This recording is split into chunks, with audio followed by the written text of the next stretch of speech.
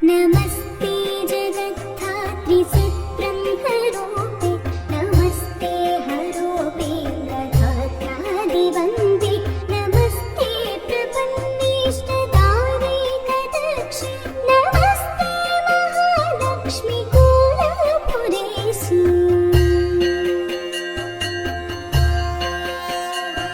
विधिकृत्तिवासा हरिर्विश्ववेदः सृजत्यत्तिपादे ಶ್ರೀ ಮೂಕಾಂಬಿಕಾ ದೇವಸ್ಥಾನ ಕೊಲ್ಲೂರು 15 ಮಾರ್ಚ್ ಶನಿವಾರದಿಂದ ವರ್ಷಾವಧಿ ಉತ್ಸವ ಪ್ರಾರಂಭವಾಗಿ 22 ಮಾರ್ಚ್ ಶನಿವಾರ ಮೂಕಾಂಬಿಕೆಯ ಶ್ರೀಮನ್ ಮಹಾರಥೋತ್ಸವವು ಸಂಪನ್ನಗೊಳ್ಳಲಿರುವುದು.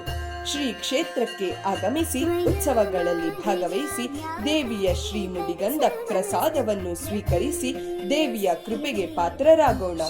ಹರಿ ಓಂ.